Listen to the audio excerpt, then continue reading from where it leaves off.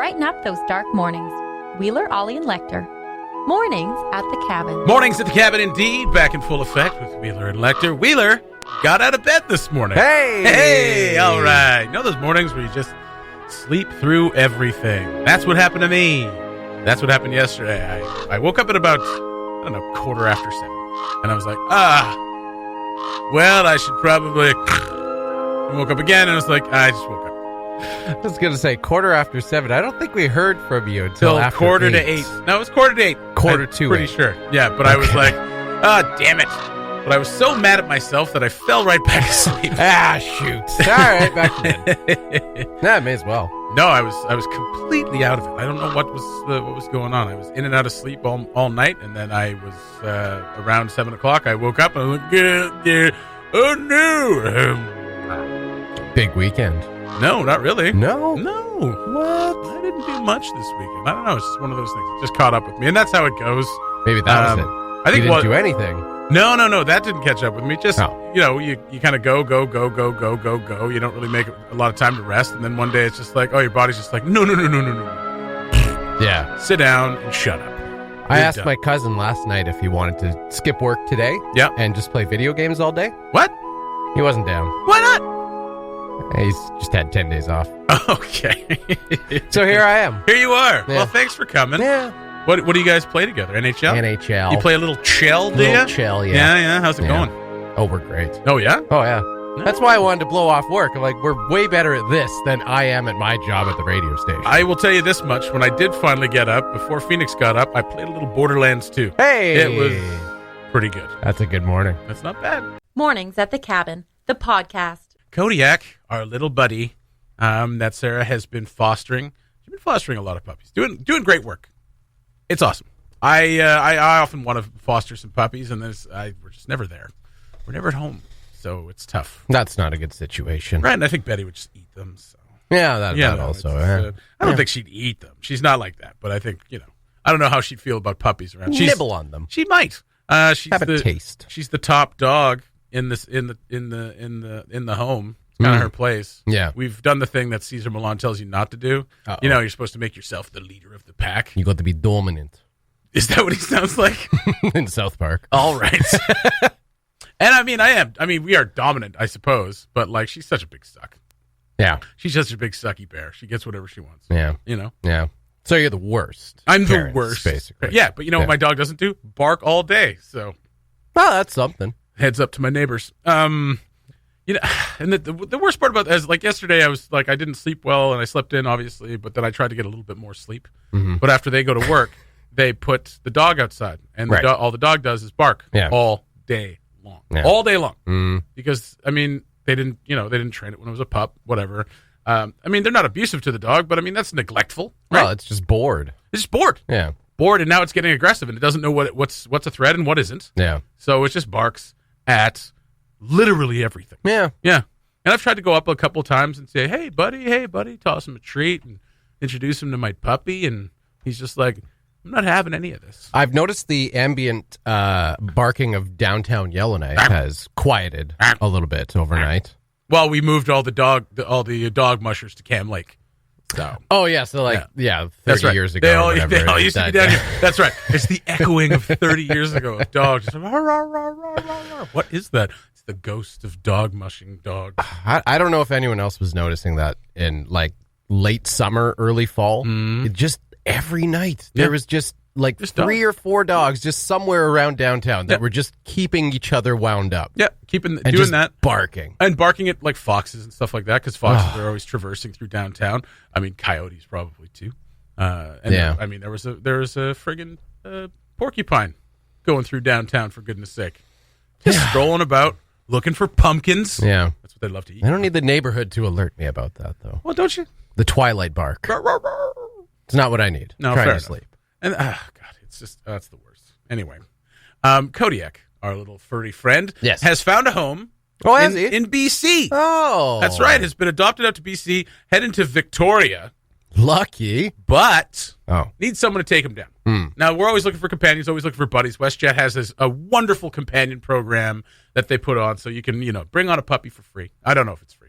The SPCA pays for it. I don't think you pay for it. I don't pay for it. You just got to keep the dogs company. That's right. Not even barely even that. Well, I mean, you gotta bring them there, and they help you with it. The SPCA pretty much does all and that. then they have someone pick it up when you're there. Like when I did it last year, there was a girl right out the door. It's like, hi, I'm this person, and you take my puppies. Okay, great. So yeah, you pretty much just attach your name to them. Yeah, and then which means you're legally liable for them. Yeah. So like if they pass away, it's on you.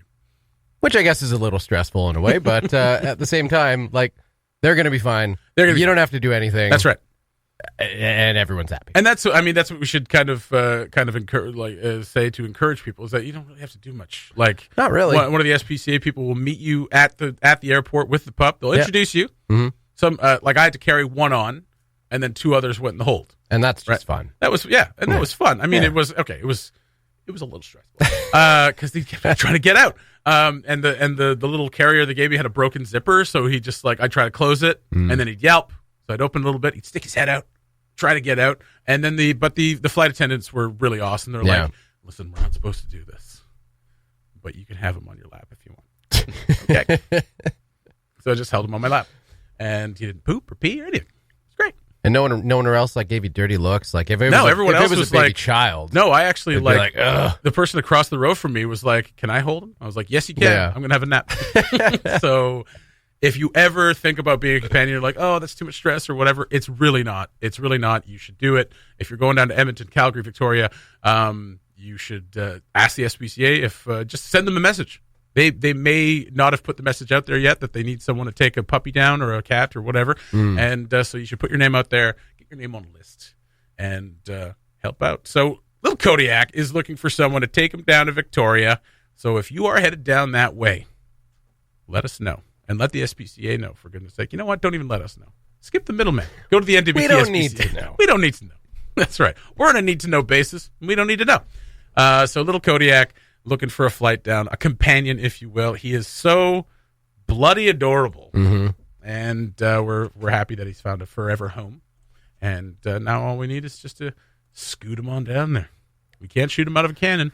Luckily, he's getting out of Ollie's life sooner than the last puppy that they were fostering. Is Ollie I don't know starting to hate puppies?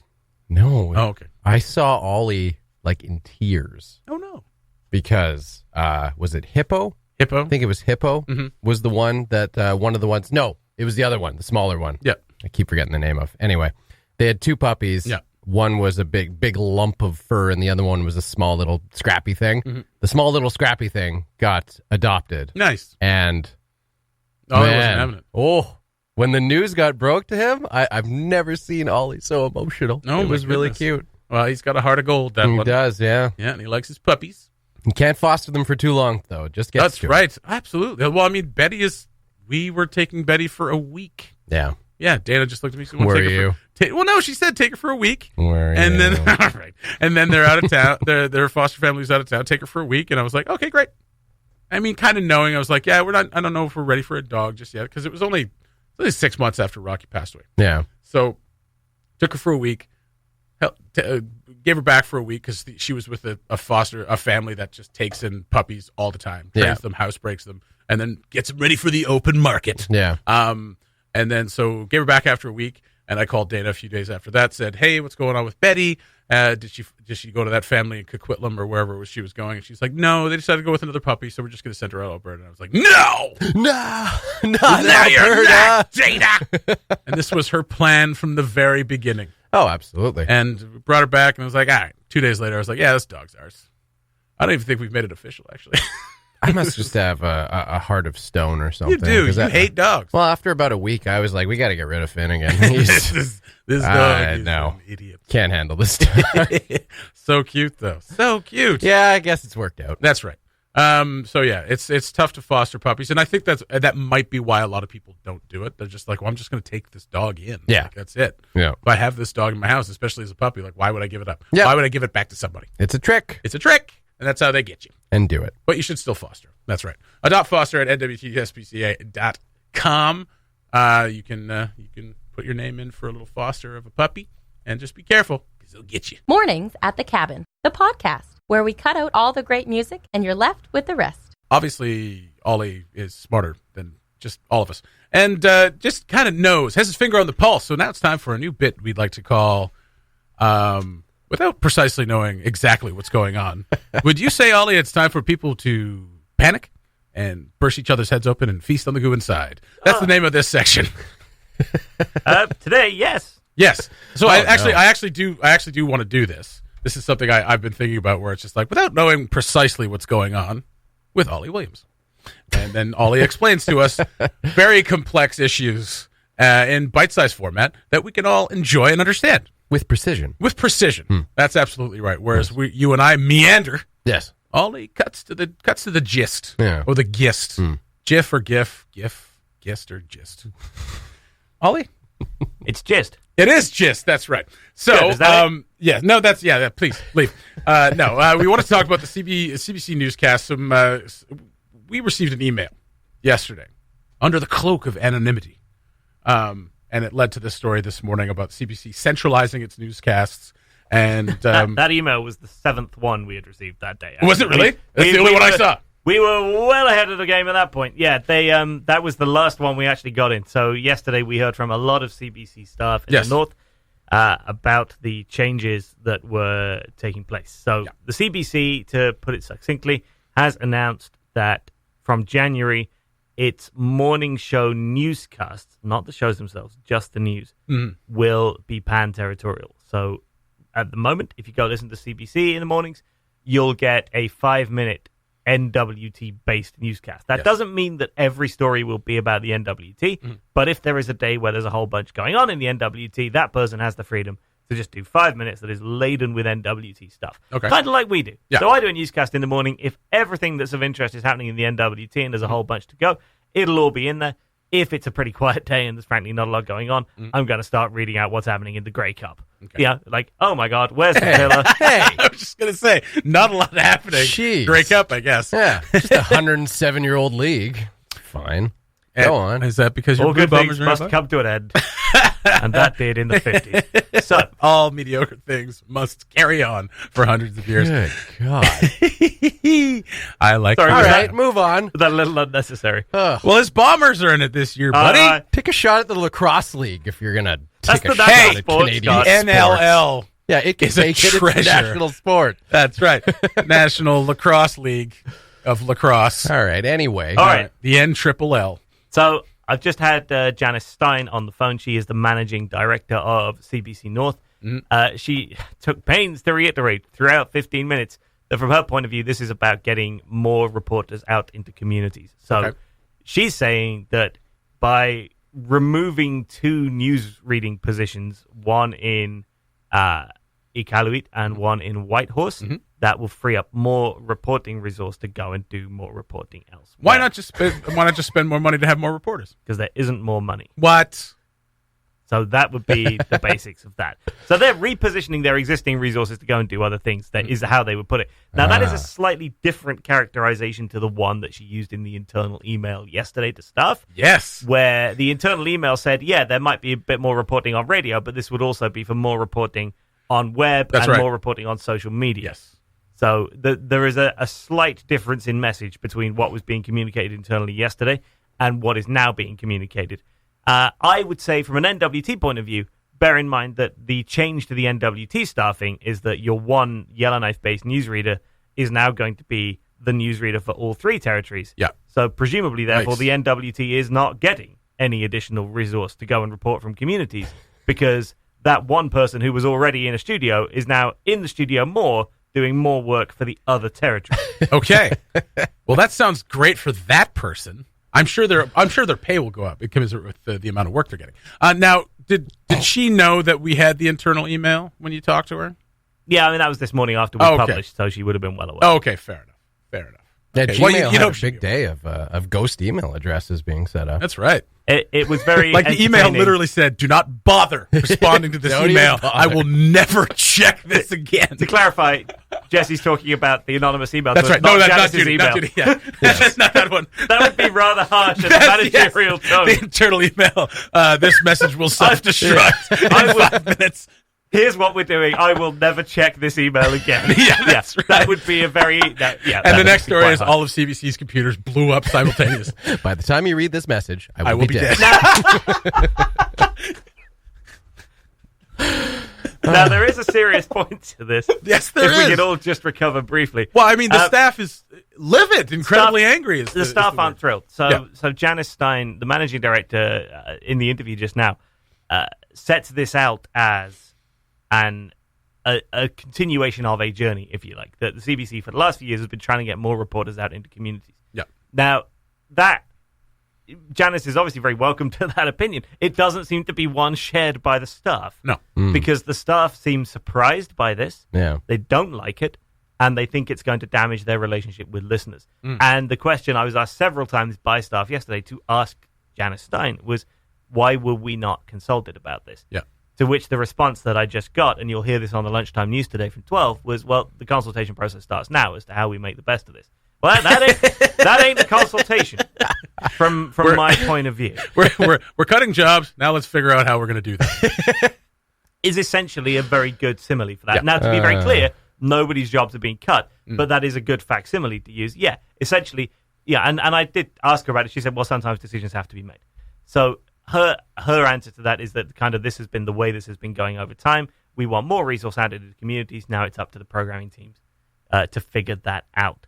Now, I could kind of see the point. Yeah. I could see, okay, there is an argument to be made for having fewer people in studios and more people out getting the news.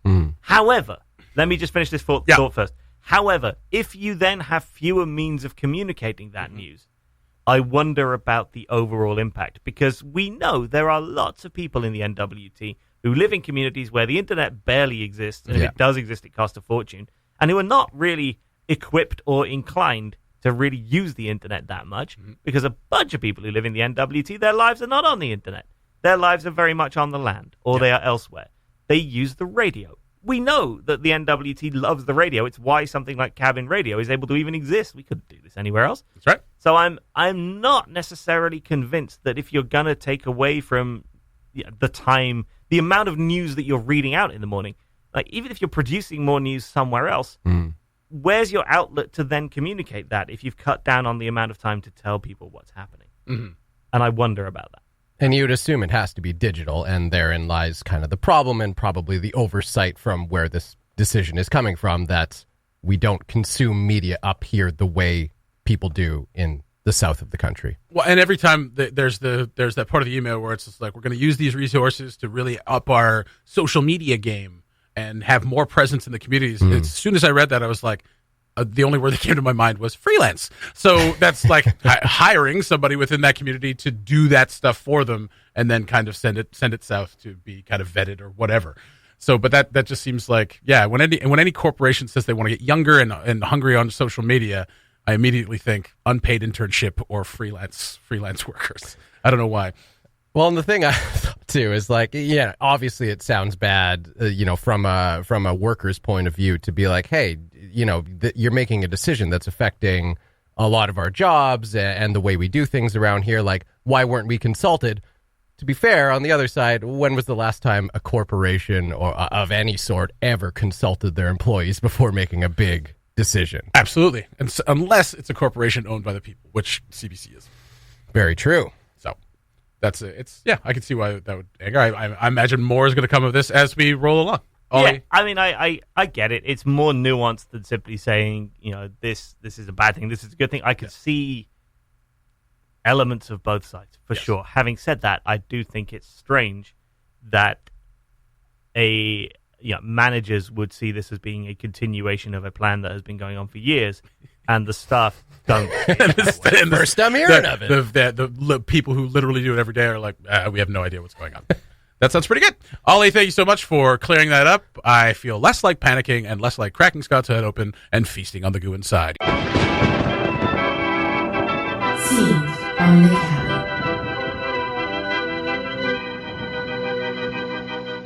Are you Morla, the ancient one?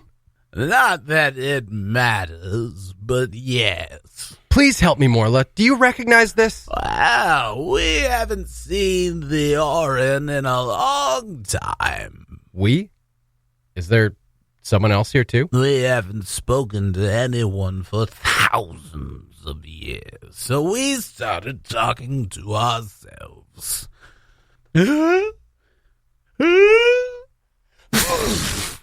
Morla, I bring terrible news.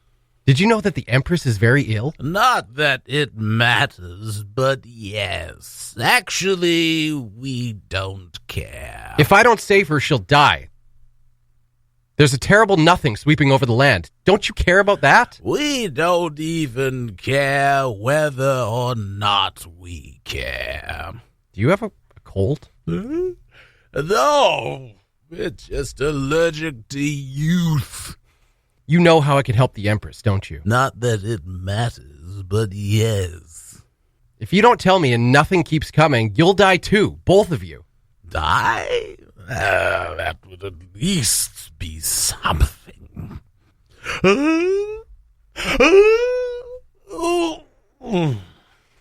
Please tell me. You said you knew the answer.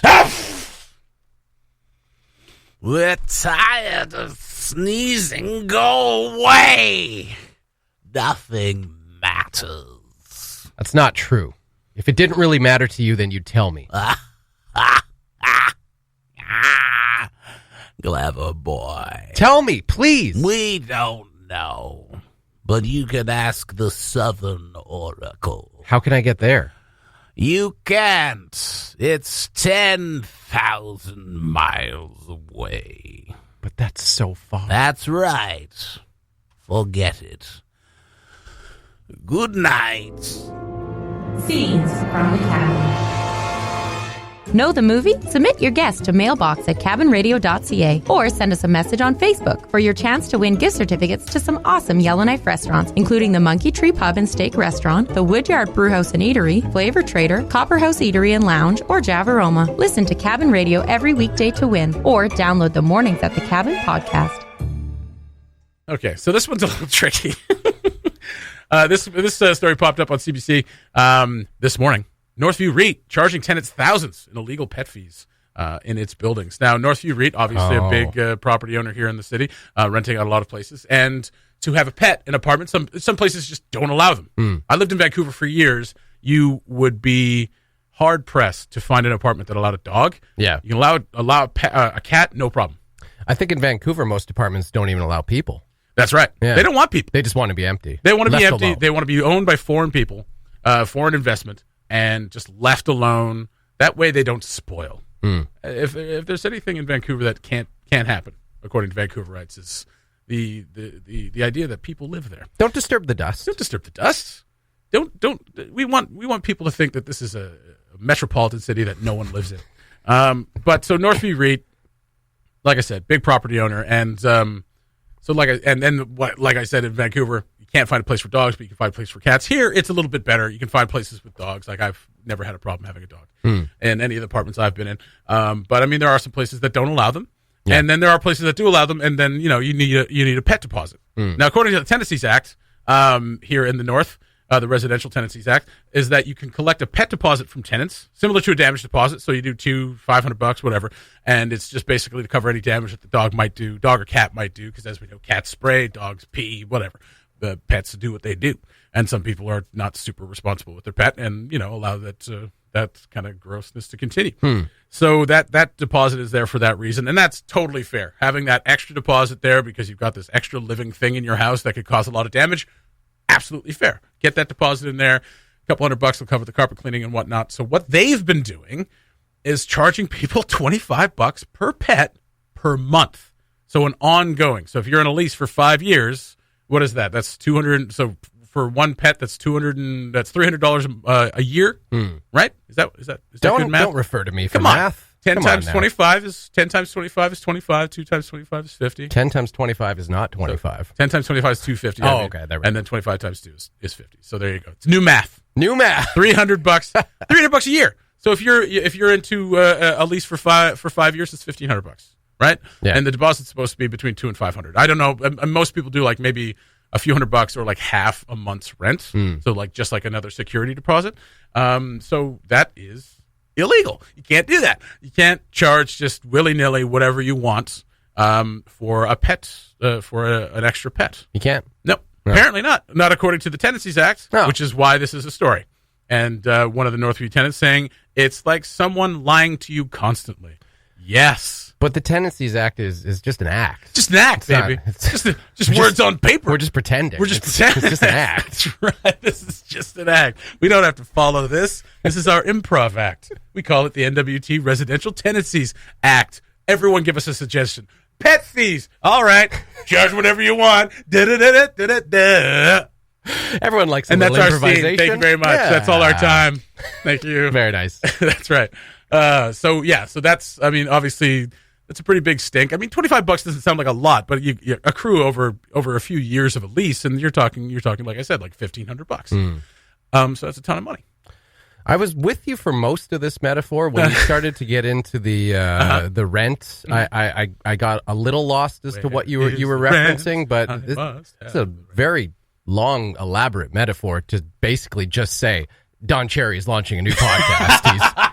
He's found a new home. I don't know how this connection is made, but there you go. Well, you know the messy thing in the house that you have to take care of. Oh, there it is. Sometimes cause problems. Sometimes cause problems. Yeah, that's what I figured you were getting at, and then you got into like damage deposit. That's right. I mean, I guess that's part of it too. The CRTC, all that. You got to pay fines absolutely. when you cross the line. CBC had a deposit from Hockey Night in Canada. Well, at the time. From Hockey Night in Canada for Don Cherry for when he makes a mess in the living room. That's right. It's like, here's some money for the CRTC because they're like, he just peed all over the carpet. He's like, here's some money. And then eventually the CRTC is like, we're not just going to take an upfront damage deposit That's anymore. right. We're going to charge you damage deposits on a per Coach's Corner episode Absolutely. basis. That's right. It's and just safer and that way. is against the Canada Tenancies Act. That's right. They kept on coming in. Your Don is peeing all over the carpet, and your Don is clearly racist as he barks at anyone who's not white. So that's just how it goes. Yeah. I mean, I know. It's a meandering kind of metaphor. Yeah, but we got there in the end. We got there in the end. That's absolutely right.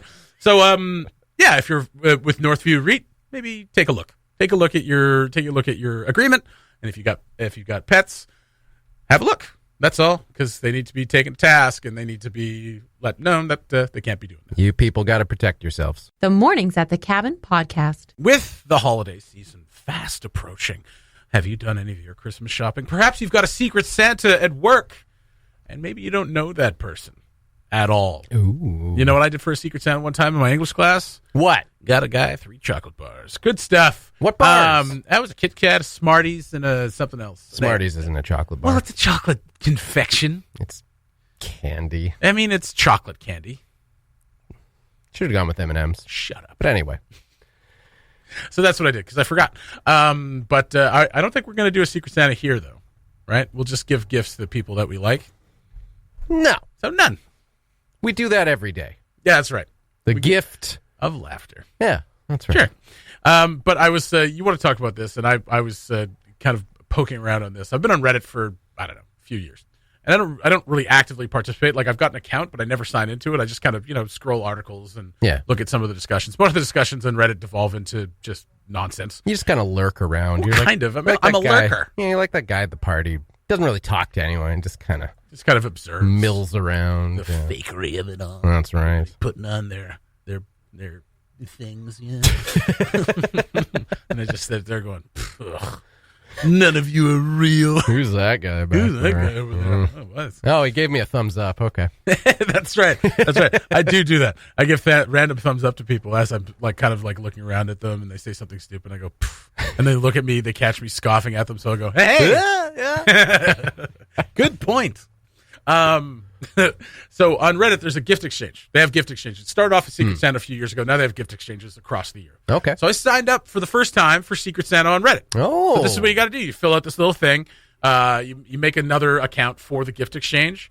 And I was asking you about this because one of the things, the start of it, to fill in the blanks here, is the notes to help your Santa. After that, you list your favorite actors, favorite books, games, things like that to give them some help. Yeah. So and I asked you, if you were going to give me a Secret Santa gift and you didn't know me, what notes about me would you want to know? Mm-hmm. Other than the favorite games, favorite teachers, which all kind of comes on the list later, this is just a block, a field to fill in that will help your Santa. So it's like a personality thing. I guess, yeah. So I'm just going to leave it blank. Because there's just nothing going on behind these eyes. There it is. So what do you think? Excitable. Yeah. Yeah. What was the word? We used a really good word. Remember when we were doing that, the profile thing? We had Savannah come in. Oh, that's and right. She was getting our individual personality profiles. Opinionated. Mischievous. Yeah. Lupine. Impulsive. I'm wolf-like. Wait, did I say that already? Impulsive. No, you said something. I can't remember. Incredulous. Lots of incredulity going on. What else? Emotional. Well, I don't want to say. I don't want to say emotional. I am a little emotional. It's a good thing. Passionate. Yeah. That's no, like you're angry. You're punching the cat right now. What? Oh, God. God, I am really angry.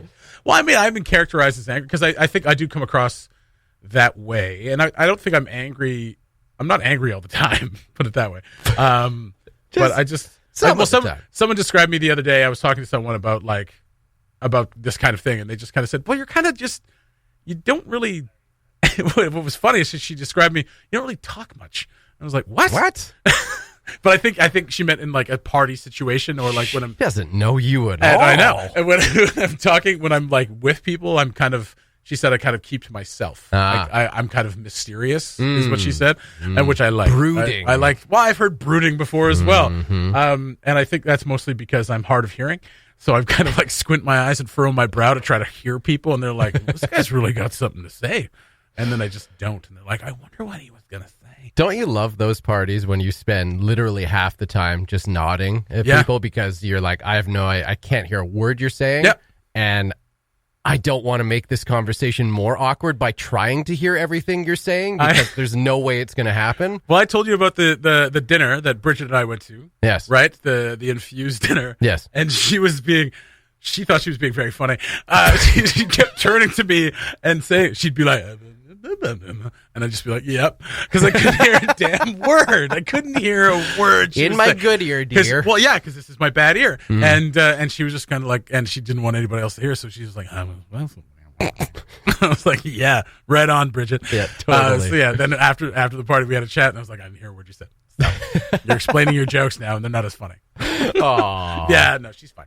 So I was looking for... So we got a few descriptive words. Yeah. Mysterious, excitable, passionate, incredulous. So what happens with this Reddit gift exchange? So you put your profile out there. You get matched with somebody else, either in your same country or outside of it. Okay. And like similar personalities? they do whatever matching criteria they random, do. I think it's kind of random. I mean, it's like, it would be like be. computer dating, right? You would be, matched with someone who kind of shares some opposite traits, maybe. I've been led to believe computer dating is very precise. There's no randomness about it. Absolutely. Tinder is super accurate. But so I've heard. Yes. So I've heard. Well, because there's only like 6 people on it. Well, except for those secret profiles. We all know who you are. So I wanted to ask you, now, what would you say would describe yourself for this Secret Santa thing? Myself? Yeah. I mean, I would say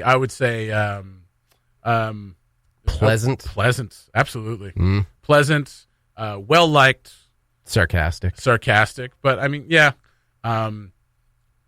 What's the word I'm looking for? Like easy to get a laugh out of, I think. Pleasant. Pleasant. Agreeable. Yeah. Agreeable. Very agreeable. Right. Yes. Yeah. Scott just kind of nods his head and smiles. It's adorable. Again, it's because I can't hear you. That's right. So I'm going to fill this out this morning. We'll see who we match up with. And so the goal is to match up with somebody and send them something that's like no more than $20. Obviously, you can go a little further. And I've seen some people in the past, like, they matched up with someone who's just like, oh, it's been a hell of a year. I lost my job and I have cancer and my dog died. And they're like, well, here's a Lego set, and like you spend a couple $100s on a Lego set to make someone's day a little bit brighter. So the goal is to kind of, just like in an office one, don't spend over $20. And yeah, just see what kind what kind of things get exchanged. You excited? I think I am. Yeah. Well, I guess we'll see what comes of it. Wait till they see what they're going to have to pay in postage fees to get your gift up. Well, I can choose to have someone within Canada. Oh, I see. It won't be that much more. Okay. There we go. So the March to Christmas starts right now, and we are vetting some Christmas music throughout the week as well. Yes. The Cabin Radio Christmas panel will be back. Of course, we started with Dr. Coconut and his silly Merry Christmas, which, by the way, my mom texted me later on in the day. Yeah. She gave Dr. Coconut a no. Oh, no. No. And another friend of the show gave it a no-ho. Yes. She wants to not like it, but she really can't. She loves it, but she doesn't really want to. Yes. So Dr. Coconut not faring so well. Fair enough. Not quite silly enough. Well, I mean, it's not really silly. No, it's not that silly.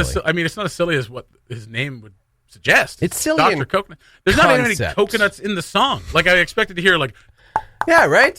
Like a horse in the background, clip-clop, clip-clop. Yeah. Like the wise men arriving to the manger. Yeah. No, nothing. Throwing coconuts at baby Jesus. Make it sillier. That's right. Get silly, Dr. Coconut. Really commit to the silliness. For goodness sake, yeah. Oh, no, it's just a name. I am a doctor, though, but Coconut's the family name. It has nothing to do with who I am. Thanks for listening. Check out more from the show at cabinradio.ca and by following the Mornings at the Cabin Facebook page.